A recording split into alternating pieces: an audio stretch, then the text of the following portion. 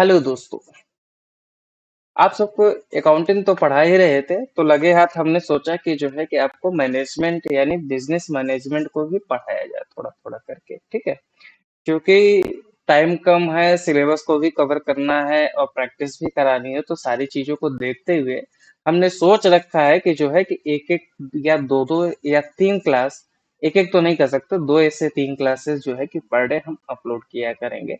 Timely accordingly जो है कि देख लेंगे कि किसी दिन दो हो सकता है, किसी दिन तीन हो सकता है, ठीक है। ताकि जल्द से जल्द हमारा जो है कि थ्योरी सेशन या जो हम जो है कि रिवीजन टाइप, रिवीजन नहीं कर सकते, मतलब कि अच्छे से जो है कोई कॉन्सेप्ट को हम रिवाइज कर ले, ताकि आगे चल करके हम प्रैक्टिस में अच्छे से जो है कर सकते हैं, ठीक है। तो आज हम जो है कि देखेंगे कि nature and significance of management. क्या देखेंगे? Nature and significance of management. Okay, एक मिनट, आइए। Okay, nature and significance of management. Okay, अब जो है कि हम इस पे देखते हैं सबसे पहले कि हमारा डिफिनीशन क्या कहता है, मैनेजमेंट क्या कहलाता है। मैनेजमेंट का कुछ डिफिनीशंस देखेंगे, आगे चल करके हम डिफिनीशंस पे भी जो है कि ज्यादातर काम करेंगे, क्योंकि डिफिनीशंस भी पूछे जाते हैं, तो हमने डिफिनीशन को अलग पार्ट में हम जो है कि ले आएंगे, क्योंकि यहाँ पे हम कॉमन चीजों के बारे में थोड़ा थोड़ा करके पढ़ेंगे। डिफिनीशन का अलग वीडियो बनाएंगे ताकि जो है कि आपको हर चीजें को याद रहे, ठीक है। अब हम जो है डिफिनीशन छोटा सा जो है कि एक कार्टिन तो थोड़ा सा मुझे इंग्लिश में पढ़ने में जो है कि दिक्कत होती है। क्रेटन क्रेटनर क्रेटनर क्रेटनर, ठीक। क्रेटनर जी ने लिखा है, क्या लिखा है कि management is the process of working with and through others to effectively achieve the organizational objective by efficiently using limited resources of the changing in the changing environment। यानी उनका कहने का मतलब क्या है कि भाई कि यह जो है कि क्या है, मैनेजमेंट एक प्रोसेस है। क्या है? मैनेजमेंट एक प्रोसेस है। दूसरा क्या है? इफेक्टिवली। और तीसरा क्या है? एफिशिएंटली, ठीक है। तीन चीजों के बारे में हम लोग नीचे चल करके हम लोग पढ़ेंगे। इस डिफिनीशन में तीन हम वर्ड को जो है कि निकाल लेते हैं, बाकी रेस्ट चीजों को जो है कि हम एज इट इज रखने देते हैं, ठीक है। इन तीन चीजों को हम आगे नीचे नीचे हम लोग देखते हैं। एक प्रोसेस, इफेक्टिवनेस एंड इफिशियंसी। तीन चीजों के बारे में हम लोग पढ़ेंगे। एक प्रोसेस क्या मतलब क्या हो गया? प्रोसेस का मतलब ये हुआ कि एक के बाद एक परफॉर्मेंस होगा या फंक्शन होगा, ठीक है। जो भी फंक्शन होंगे एक के बाद एक होंगे। जैसे सपोज कीजिए कि हमने कोई चीज प्लान किया, प्लान करेंगे। अगर आपने कहीं जाने का जो है कि मूड बनाया, तो सबसे पहले चार दोस्त मिलकर के प्लानिंग करोगे ना। फिर इसके बाद सारे रिसोर्सेस को इकट्ठा करने के लिए हम लोग क्या करेंगे? ऑर्गेनाइज करोगे भाई कि क्या क्या चीजें ले जानी है, कि हमको जो है कि कार कैसे अरेंज करना है, बस कैसे अरेंज करना है, खाना का कैसे अरेंज करना है, सारी चीजों का जो है कि ऑर्गेनाइज हम करते हैं, ठीक है। तीसरी चीजों के बारे में ये देखते हो कि आपको किसको किसको कौन कौन से दोस्तों को ले जाना है, यानी कि आप स्टाफिंग करते हो कि आपको बताते हो कि हाँ ये फला फला जो है कि व्यक्ति हमारे साथ जाने वाला है। क्योंकि आपके पास तो हजारों दोस्त होंगे, है ना। हजारों नहीं तो सैकड़ों में तो होंगे ही होंगे। उसमें कुछ लोगों को ले जाना आप पसंद करोगे। आप चाहोगे कि जो है कि हमारा जो है सबसे प्यारा मित्र जाए आपके साथ। तो ये अलग की बात हो गई, तो आप चूज करोगे उनके जो है कि डिपेंड करेगा कि आप उनके साथ कितना घुले मिले हो, ठीक है। ये थोड़ा सा मैं ऐसे एग्जांपल ले रहा हूँ, ये ना सोचना कि यही एग्जांपल जाकर के वहाँ चेप देना है। थोड़ा सा इसके बारे में समझने के लिए जो है कि मैं एग्जांपल ऐसा लेता रहता हूँ, ताकि आपको याद रहेगा, ठीक है। अब इसके बाद जो है कि हमने ये तो बात तो कर ली। फिर उन्होंने क्या करना है कि भाई हर दोस्त का अपना अपना अहम रोल होगा, डायरेक्शंस में जो है कि काम करेंगे, ठीक है। इसके बाद जो है कि एक कोई ऐसा पर्सन होगा जो जिसपे सबका कंट्रोल होगा, ठीक है। मेन ऑर्गेनाइजर होगा। जैसे कि आप होगे तो आप अपने दोस्तों को भाई कि अरे यहाँ नहीं जाना, अरे वहां नहीं जाना, ये क्या कर रहे हो, ऐसे ये सारी चीजें कर सकते हैं। तो इस तरह से जो है कि क्या होता है, यह प्रोसेस होता है कि भाई कि एक एक निश्चित वे में जो है कि एक ऑर्डर में, निश्चित वे का मतलब ये हुआ कि ऑर्डर में, ठीक है। इसे हम क्या कहेंगे? प्रोसेस कहेंगे। और ये सब परफॉर्म क्यों किए जाते हैं, ताकि जो है कि क्या हो सके, मैनेजमेंट की चीजों को किया जा सके। ठीक है। अब इफेक्टिवनेस और इफिशियंसी का क्या मतलब हुआ, भाई कि अगर हम दोस्तों को ले जा रहे हैं तो कितने दिन का टूर होगा, ये तो आपको पता ही करना पड़ेगा, है ना। कि भाई कि 2 की जगह 10 दिन थोड़ी ना आप ले जा पाओगे। इससे अच्छा है कि आप एकदम कंफर्म कर लो कि नहीं नहीं, हम 3 दिन में हम लौट आएंगे। ठीक है। तो कोई भी जो है कि एक कोई राइट टास्क को जो है कंप्लीट करना है विद इन अ टाइम, जैसे आपने 3 दिन का टाइम दिया, उसके अंतर्गत में आपने कंप्लीट कर दिया, तो उसे क्या कहेंगे हम लोग, इफेक्टिवनेस कहेंगे। ठीक है। इफिशियंसी का क्या मतलब हुआ, जैसे कि अब आप सब दोस्तों के पास क्या है कि बहुत ज्यादा पैसे नहीं है। ठीक है। लेकिन आप जाना चाह रहे हो, मसूरी जाना चाह रहे हो, तो आप मिनिमम से मिनिमम चीजों को जो है कि आप देखोगे कि हाँ क्या क्या चीजें हम करेंगे, तो हम आसानी से जो है उस उन पैसों में हम मसूरी जा करके चले आ सकते हैं। यानी कि कोई भी टास्क को कंप्लीट करना है विद मिनिमम रिसोर्सेस में। ठीक है। इतनी चीजें जो है कि हम लोग देखते हैं। ठीक। अब आ जाता है कि इफेक्टिवनेस और इफिशियंसी के बारे में जो है कि थोड़ा सा जो है कि और अच्छे से जानकारी हमको लेना है ना। अब ये सब तो हम ऊपर पढ़ ही लिए कि इफेक्टिवनेस क्या कहलाता है, इफिशियंसी क्या कहलाता है। अब हम देखते हैं कि जो है थोड़ा सा डिफरेंशिएशन देखते हैं। कभी कभी पूछ लेता है और बता देगा कि फला चीज में डिफरेंशिएशन है, और नीचे लिखे हुए डिफरेंशिएशन में से कौन सा डिफरेंशिएशन मैच करता है आपको बताना पड़ेगा। तो थोड़ी बहुत जानकारी तो आपको रखनी चाहिए मेरे हिसाब से। ठीक है। सबसे पहले तो भाई कि मीनिंग में ही देख लो कि भाई कि यहाँ पे क्या है कि टाइमली जो है कि वर्क को कंप्लीशन किया जाए, तो उसे क्या कहेंगे हम, इफेक्टिवनेस की इफिशियंसी। देख ले, इफेक्टिवनेस और इफिशियंसी को क्या कहेंगे, जब भी कोई मिनिमम कॉस्ट या मैक्सिमम मिनिमम कॉस्ट और मैक्सिमम प्रॉफिट में अगर हम कोई काम करें, यानी कि मिनिमम रिसोर्सेज में हम कोई काम करें, तो उसको हम क्या कहेंगे, इफिशियंसी कहेंगे। ठीक है। दो ही चीजें है ना, इफेक्टिवनेस एफिशिएंसी। देखिए मैं भी भूल रहा हूँ, लेकिन आप मत भूल जाइएगा। ठीक है। इस बात को थोड़ा सा ध्यान रखिएगा। अब आ जाते हैं कि भाई कि अगर सिंपल वर्ड में देखा जाए, तो यहाँ पे क्या है कि डूइंग राइट थिंग्स, और यहाँ पे क्या है कि भाई कि जितना जो है कि फास्टर में हम कर सके और कॉस्ट इफिशिएंट मैनर में हम लोग कर सके। ऑब्जेक्टिव की बात करें तो यहाँ पे टाइमली बेसिस पे देखा जाता है कि भाई कि यहाँ पे का ऑब्जेक्टिव क्या है कि टाइम को बचाना होता है, जबकि यहाँ पे क्या होता है कि भाई वेस्टेज ऑफ टाइम तो नहीं कर सकते, बट आपको जो है कि कॉस्ट को जो है जरूर ध्यान देना है।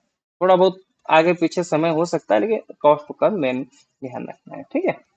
अब यहाँ पे दोनों पे दो फोकस है, यहाँ पे टाइम पे फोकस है, यहाँ पे क्या है, कॉस्ट पे फोकस है। अब आ जाते हैं हम हमारा कैरेक्टरिस्टिक्स ऑफ मैनेजमेंट। एक गोल ओरिएंटेड प्रोसेस होता है, परवेसिव होता है, मल्टी डायमेंशनल होता है ये। ठीक है।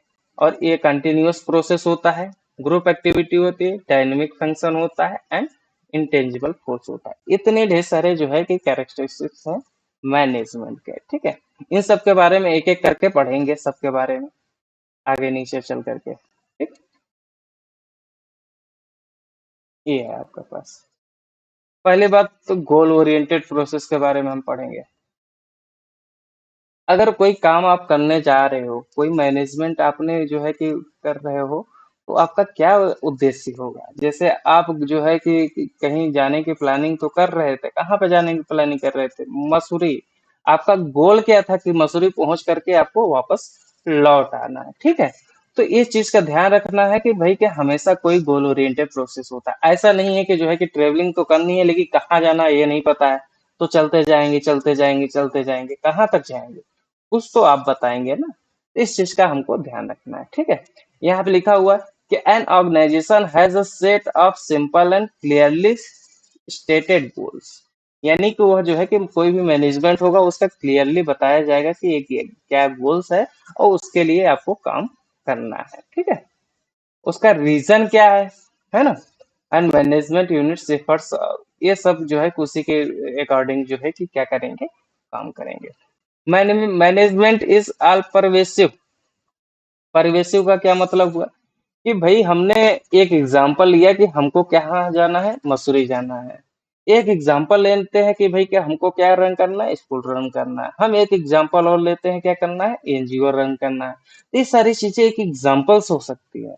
यानी कि अब कहीं पे भी जो है कि मैनेजमेंट को लगाया जा सकता है, ऐसा नहीं है कि जहां प्रॉफिट होगा वहीं पे लगाया जा सकता है।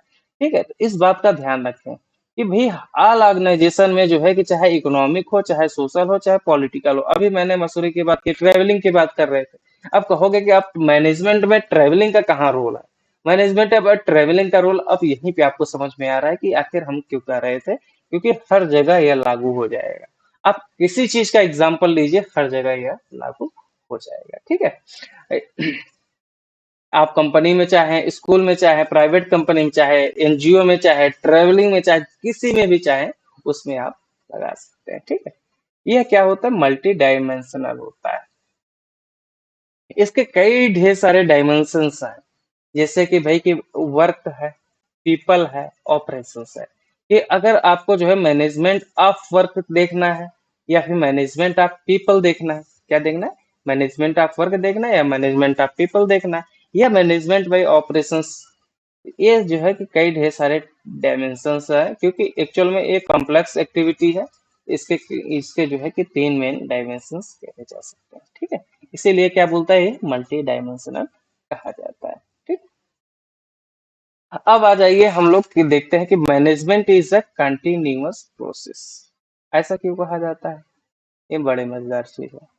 ठीक है, कि भाई कि एक बार आपने काम कर लिया, एक बार गोल अचीव कर लिया, तो क्या दोबारा काम नहीं करोगे। अगर आपने ये प्रोडक्ट एक पेन बना लिया, तो क्या दोबारा पेन नहीं बनाओगे।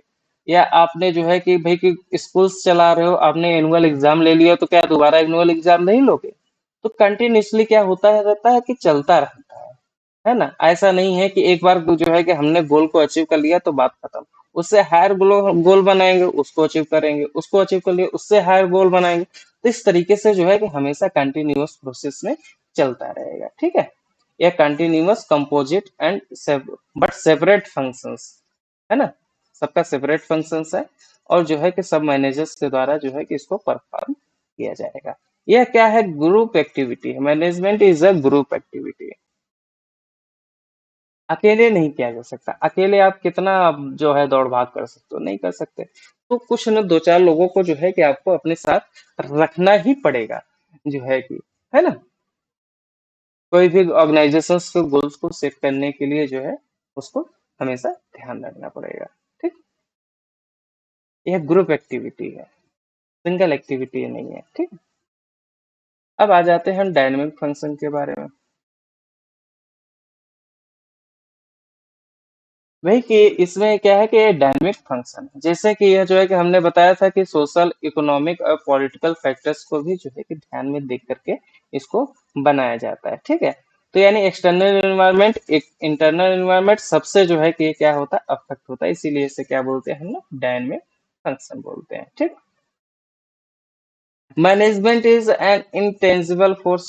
यह ऐसा क्यों कहा जाता है। अच्छा, ये सब क्यों पढ़ा रहा हूं मैं, क्योंकि आपको ट्रू एंड फॉल्स में पूछ लिया कि भैया कि जो है कि फला चीज दे दी गई है, आपने बोल दिया कि ये सही है कि नहीं सही है, ये वाक्य सही है, इसमें कहाँ तक सही है। ठीक है, ये सब चीजें पूछ सकता है ना। इसके बारे में हम लोग, इसलिए हम लोग पढ़ रहे हैं। ठीक है, इंटेंजिबल फोर्स क्यों है, कि भाई हमको दिखता है क्या, मैनेजमेंट नहीं दिखता है। ठीक है, बट वह जो है सिर्फ फील किया जा सकता है, उसका प्रेजेंस को जो है कि हम महसूस कर सकते हैं, है ना। अब आ जाते हैं मैनेजमेंट का ऑब्जेक्टिव। मैनेजमेंट के ऑब्जेक्टिव क्या कौन से हैं? एक होता है organisational objective, social objective and personal objective. ठीक है, वैसे तो जो है कि और भी इसमें भी कह सकते हैं कि भाई कि सर्वाइवल, प्रॉफिट एंड ग्रोथ। वही कि सबसे पहले की जो है कि किसी भी ऑर्गेनाइजेशन, अच्छा, दो चीजें हैं, अलग अलग चीजें, मैनेजमेंट ऑब्जेक्टिव और ऑर्गेनाइजेशनल ऑब्जेक्टिव अलग अलग चीजें हैं। ठीक है, सॉरी, थोड़ा सा कंफ्यूज हो गया था। तो मैनेजमेंट ऑब्जेक्टिव में तीन चीजें हैं, एक ऑर्गेनाइजेशनल है, एक सोशल है, एक पर्सनल। तीन चीजें हैं। तीन चीजों में सबसे पहले हम देखते हैं ऑर्गेनाइजेशनल ऑब्जेक्टिव के बारे में। जैसे कि अगर आपको ऑर्गेनाइजेशनल ऑब्जेक्टिव आपका क्या होगा, जैसे आपने कोई ऑर्गेनाइजेशन स्टार्ट किया तो सबसे शुरुआती दौर में आपका क्या जो है कि मोटो होगा कि बहुत ही सारा प्रॉफिट कमाने लगे।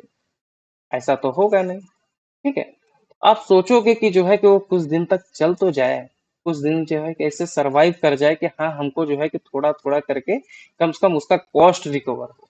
तो यानी कि क्या हो गया कि भाई कि हम सर्वाइवल फेज में हैं। ठीक है, तो ऑर्गेनाइजेशन ऑब्जेक्टिव जो है सर्वाइवल फेज में। दूसरा क्या हो गया, प्रॉफिट। यानी कि भाई कि हमने तो कॉस्ट को रिकवर कर लिया, बट अब धीरे धीरे क्या कहे कि हम प्रॉफिट की तरफ बढ़ रहे हैं। हमने ढेर सारा प्रॉफिट कमा लिया, अब कहाँ पे लगाए भैया? तो उसको जो है कहीं ना कहीं जो है कि उसको लगाएंगे। भाई हमने एक दुकान खोली, बहुत अच्छी चल गई, हमने दूसरी दुकान खोलने के बारे में सोचने लगे। हमने एक जो है कि स्कूल खोला, दूसरी स्कूल को खोलने के बारे में सोचने लगे। है स्कूल थोड़ा गलत एग्जाम्पल हो जाएगा। हमने एक कंपनी खोला, हम दूसरी कंपनी के बारे में सोचने लग गए। हमने एक आउटलेट खोला, दूसरे आउटलेट के बारे में सोचने लग गए। तो ये सब चीजों के बारे में हम देखते हैं तो हम वहाँ उस फेज को हम क्या बोलते हैं, ऑर्गेनाइजेशन ओ सॉरी ग्रोथ फेज को बोलते हैं। ठीक है, क्योंकि वो फ्यूचर प्रोस्पेक्टस को हम देखते हैं। ठीक, यही थोड़ा और अच्छे से हम देख लेते हैं। Survival, earning enough revenue to recover cost. यानी कि इतना जो है कि हम कमा ले पैसा कि हमारा कॉस्ट जो लग रहा है उसको हम कवर कर सके। इस फेज को हम क्या कहते हैं, सर्वाइवल फेज कह सकते हैं। ठीक है, इसीलिए हमेशा पॉजिटिव डिसीजंस लेने चाहिए, ताकि जो है कि हम क्या कर सके, हम जो है कि लॉन्ग टर्म में सर्वाइव कर सके। जब सर्वाइव कर जाएंगे एक बार, भाई कि 2 साल 4 साल जो है कि उसको हम अगर देख जाएंगे, एक एग्जाम्पल ले लेते हैं, जियो। ठीक है, बहुत अच्छा एग्जाम्पल है। जियो में आपने देखा होगा कि जो है कि जियो को जो ऑनर है, कौन ऑनर है, मुकेश अंबानी जी। तो उन्होंने शुरुआत में क्या कर दिया था, इसको फ्री कर दिया था। आई थिंक 1.5 ईयर्स के लिए जो है फ्री किया था। ठीक है, फ्री किया था। फिर धीरे धीरे 99 रुपीज का ले आना स्टार्ट किया, भाई कि आपने एनुअल प्लान का लेना है। ठीक है, उसके बाद फिर जो है कि क्या कर दिया कि भाई कि अब फ्री नहीं है, अब आपको जो है कि हर हर महीने इसको आपको रिचार्ज कराना पड़ेगा। ठीक है, तो पहले तो शुरू में सर्वाइवल के बारे में देखा उन्होंने, फिर उसके बाद जो है कि धीरे धीरे 99 का लगा दिया, है ना। 99 में ये 99 वाला तो सर्वाइवल फेज में ही आएगा। इसके बाद धीरे धीरे क्या क्या किया कि भाई कि उन्होंने अपना यह प्लान लाना स्टार्ट किया। भले शुरुआत में बहुत ही सस्ते सस्ते प्लान हुआ करते थे। ठीक है, तो वो प्रॉफिटेबिलिटी की तरफ बढ़ने लगे, प्रॉफिटेबिलिटी की तरफ बढ़ने लगे। ठीक है, प्लान उन्होंने बनाना स्टार्ट कर दिया कि भाई कि 149 का ले लो, 99 का ले लो, 119 का ले लो, जितने का हो सके उतने का ले लो, हमको कोई फर्क नहीं पड़ता है, आप जितने का चाहो उतने का लो। ठीक है, फिर धीरे धीरे करके उन्होंने ग्रोथ फेज पे भी आना स्टार्ट कर दिया। आजकल जो है कि क्या है, इसमें जियो फाइबर। अच्छा, एग्जांपल आप कहोगे कि आपने कैसे बता दिया कि जो है कि इसमें कौन सी ग्रोथ दिख गई। तो आपको पता होना चाहिए, एक जियो ने पहले जो है कि ये ले आया था, फिर इसके बाद फोन ले आया था, है ना, फोन तो आज भी चलते हैं। इसके बाद जियो फाइबर ले आया था। ठीक है, ये दो चीजें क्या हुआ, ये ग्रोथ के उसमें आई। ठीक? इस तरह से हम देख सकते हैं जो है कि भाई कि हम यहाँ पे प्रॉफिटेबिलिटी में क्या करते हैं, सरवाइव एंड ग्रो करते हैं। और जबकि यहाँ पे क्या कर देते हैं कि भाई कि जितना भी पोटेंशियल अपॉर्चुनिटीज हैं, ठीक है, उसको हम क्या करते हैं, ग्रैब करते हैं। ठीक है, अब आ जाते हैं हम लोग सोशल ऑब्जेक्टिव के बारे में। भाई अगर आपने इतनी चीजें कमा ली है तो आपको कुछ तो जो है कि सोशल रिस्पॉन्सिबिलिटीज है। भाई आपको सोसाइटीज के ऊपर तो रिस्पॉन्सिबल तो बनना पड़ेगा, क्योंकि हम मानते हैं रिसोर्सेस क्या है, लिमिटेड है, अनलिमिटेड नहीं है, लिमिटेड है। ठीक है, अगर हम उसको यूज कर रहे हैं और रिसोर्सेस किसकी है, सोसाइटी की है। अगर हम सोसाइटी को बेनिफिट नहीं दे पाएंगे तो हमारा जो है कि करने का क्या फायदा। ठीक है, तो हमको कुछ ना कुछ जो है कि सोसाइटी को बेनिफिट भी देना चाहिए। तो हमारा सोशल ऑब्जेक्टिव क्या है कि भाई अगर हम प्रोडक्ट्स को बना रहे हैं तो उसको हम रिजनेबल रेट पे हम दें। दूसरा क्या है, एम्प्लॉयमेंट जनरेट करें, है ना। ठीक है, और क्या हो सकता है कि भाई हम स्कूल्स जो है कि खोल सकते हैं। और इसके बाद जो है कि भाई कि कोई इन्वायरमेंटल फ्रेंडली जो है कि प्रोडक्शन हम स्टार्ट कर सकते हैं। एक एग्जांपल अगर लिया जाए तो जो है कि आजकल देखा जाए तो एनर्जी के सोर्सेस पे बहुत ज्यादा काम किया जा रहा है कि भाई कि हम जो है कोयले पे बहुत ज्यादा निर्भर नहीं रह सकते, तो क्या करेंगे, हम सौर ऊर्जा पे निर्भर रहेंगे। उसके लिए जो है कि हमने क्या कर दिया है कि सौर प्लांट स्टार्ट कर दी कि भाई कि हमने जो है कि सौर ऊर्जा बनाने स्टार्ट कर दिए। तो ये हमारा जो है कि एक तरीके से तो फिर प्रॉफिट मोटिव तो है ही है, लेकिन जो है सोशल ऑब्जेक्टिव भी आपका दिख जाएगा। अब पर्सनल ऑब्जेक्टिव का क्या मतलब हुआ कि भाई कि हम देख रहे हैं कि हमको सैलरी पक्ष, ठीक है, social and safety of employees, यानी कि जो है कि किसी का जो है कि पर्सनल ऑब्जेक्टिव भी हो सकता है। अगर हमारे साथ कोई जो है कि एम्प्लॉयज जुड़ा हुआ है, तो उसको जो है कि कहीं ना कहीं जो है उसको कुछ अच्छा सैलरी चाहिए, पक्ष चाहिए। पक्ष का मतलब ये होता है कि भाई कि कोई ऐसा बेनिफिट, है ना, सैलरी के अलावा, ठीक है। उसको सोशल सिक्योरिटी चाहिए भाई कि उसको जॉब से नहीं निकाला जाए, सेफ्टी चाहिए कि भाई कि अगर कोई ऐसे रिस्की एरिया में काम कर रहा है तो उसको जो है कि उसको सेफ्टी इक्विपमेंट्स प्रोवाइड कराया जाए। तो इस चीज का हमेशा ध्यान रखा जाता है, ठीक है। तो इसी को हम क्या करते हैं, पर्सनल ऑब्जेक्टिव कहते हैं। ओके। अब आ जाए हम लोग इम्पोर्टेंस ऑफ मैनेजमेंट पे। हमारा जो है कि क्या क्या इंपॉर्टेंस है मैनेजमेंट का। पहला तो है अचीविंग, जो है क्या है, अचीविंग ग्रुप गोल्स। दूसरा क्या है, क्रिएटिंग ए डायनेमिक ऑर्गेनाइजेशन। तीसरा क्या है, help in development of the society. चौथा क्या है, help in achieving personal objective और इंक्रीजेस एफिशिएंसी। ठीक है, इतने ढेर सारे ऑब्जेक्टिव्स हैं, है ना। ये सब जो है कि आपको थ्योरी आप पढ़िए, मजेदार सजा अच्छे से पढ़िए, कोई दिक्कत नहीं है। आप ये मत सोचिए कि जो है कि आपको क्या बताए एमसीक्यूज नहीं कराया जा रहा है, क्या बताए ये चीजें नहीं कराई जा, वो सब बात के लिए छोड़ दीजिए, बिल्कुल ये बेफिक्र होकर के छोड़ दीजिए। उस पे भी हम लोग जो है कि अच्छा काम करेंगे। बट यहाँ पे जब तक आपको प्रॉपर तरीके से अगर आपको कॉन्सेप्ट क्लियर नहीं होंगे तब तक आप एमसीक्यूज भी नहीं कर पाएंगे। अगर आपको कॉन्सेप्ट क्लियर हो रहे हैं, अच्छा एक काम कीजिएगा कि आप जो है कि हमारा को जो है इस लेक्चर्स को देखिएगा, उसके बाद जा करके आप कोशिश कीजिएगा कि जो है कि पेजेस को पढ़ने की, तो देखेंगे कि आप मैक्सिमम चीजें आप लगा ले रहे हैं। और नहीं लगा पाएंगे तो हम तो है ही हैं, उसको तो हम अच्छे से कराएंगे, आप बिल्कुल भी नहीं परेशान हो, ठीक है। अब आ जाते हैं हम लोग तो इम्पोर्टेंस ऑफ मैनेजमेंट हम पढ़ रहे हैं, ठीक है।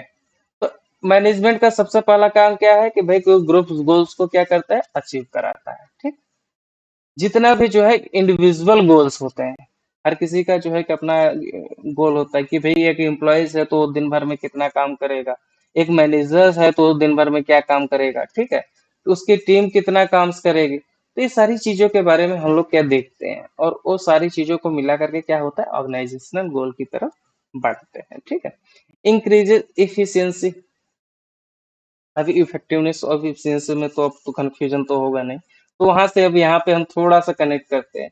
ठीक है, इफिशियंसी का क्या मतलब हुआ कि भाई क्या हम कॉस्ट, इफिशियंसी का मतलब कॉस्ट, और इफिशिएंट का इफिशि नहीं, इफेक्टिवनेस का जो है कि मतलब होता है टाइम, ठीक है। तो यहाँ पे यानी कि कॉस्ट के बारे में हम ध्यान देंगे कि भाई कि हम कॉस्ट को रिड्यूस करेंगे और प्रोडक्टिविटी को बढ़ाएंगे, ठीक है। इस चीज पे जो है कि मैनेजमेंट ध्यान देता है। अब आ जाते हैं कि भाई कि क्रिएट्स डायनेमिक ऑर्गेनाइजेशंस। कई ढेर सारे ऑर्गेनाइजेशंस में जो है कि वो करता है, जैसे भाई कि survival growth and competitive edge को भी जो है कि ये हमेशा ध्यान देता है, ठीक है। अब आगे चलते हैं, achieving personal objective.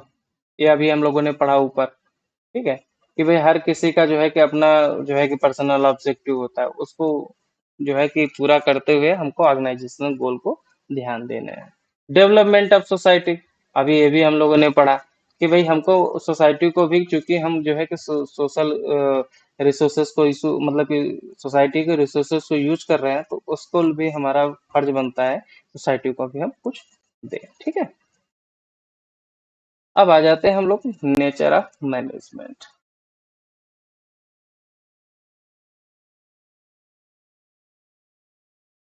Nature of management,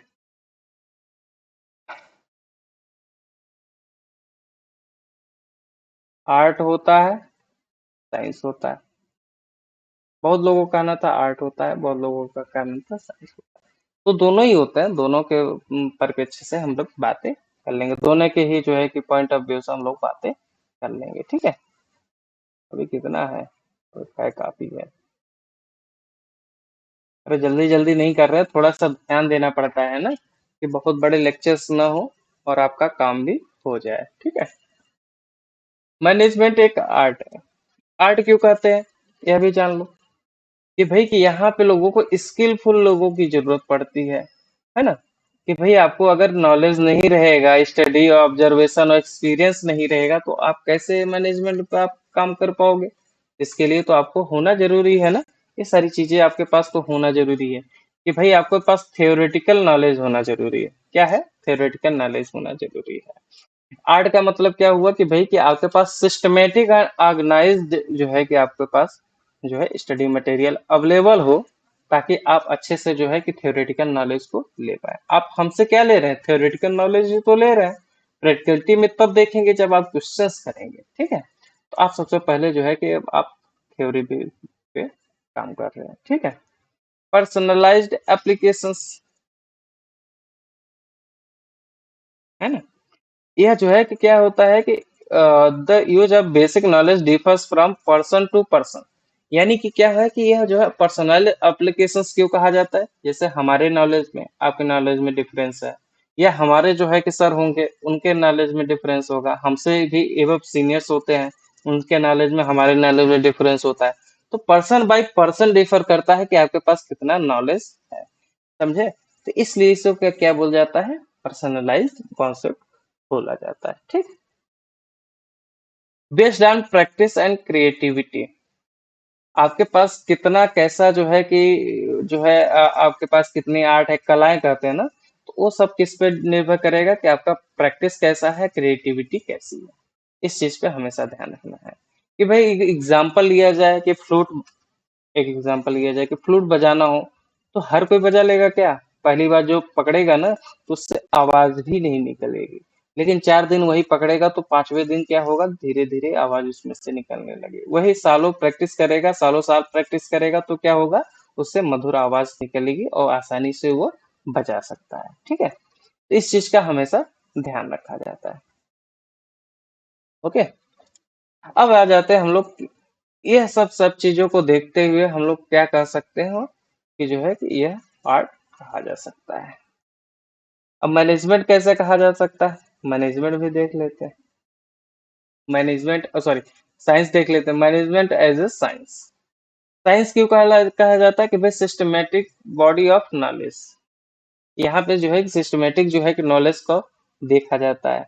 दूसरा है कि principle based on experiments observations, यहाँ के जो प्रिंसिपल्स होंगे वो किस पे जो है कि बेस्ड होंगे, एक एक्सपेरिमेंट से होंगे, एक ऑब्जर्वेशन से होंगे, ठीक है। फॉर एग्जाम्पल के लिए, जैसे कि आपने जो है कि कोई काम करना स्टार्ट किया, कि जैसे आप मान लीजिए कि चाय बनाना स्टार्ट कर दिया, ठीक है।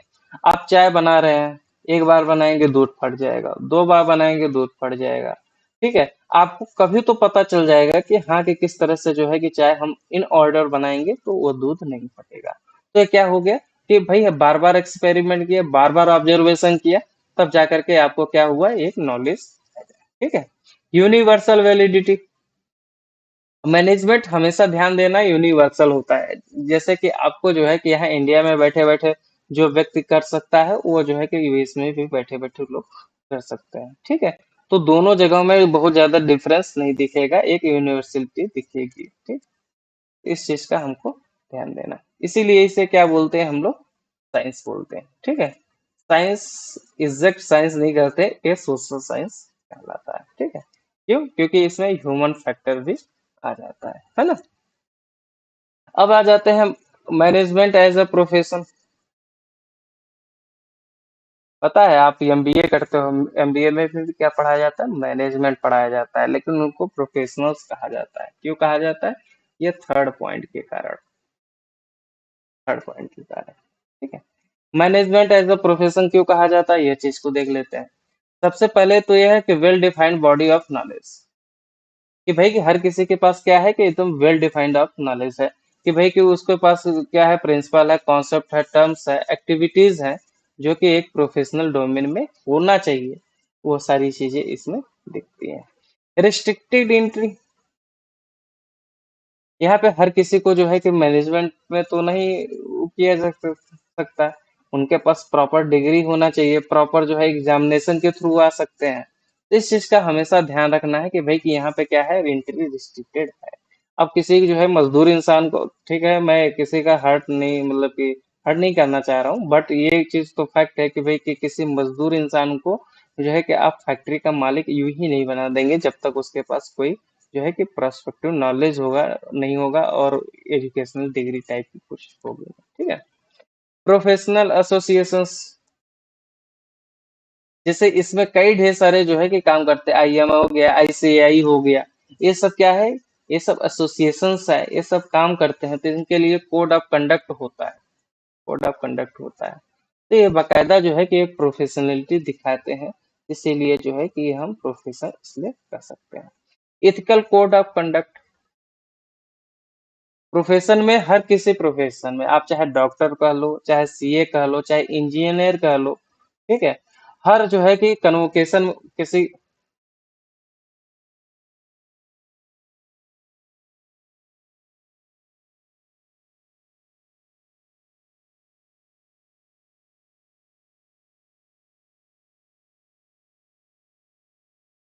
सॉरी मैं आज इतना ही तक रिकॉर्ड कर पाऊंगा, लाइट चली गई है, इसके आगे का कल मैं पढ़ाऊंगा, ठीक है। Thank you.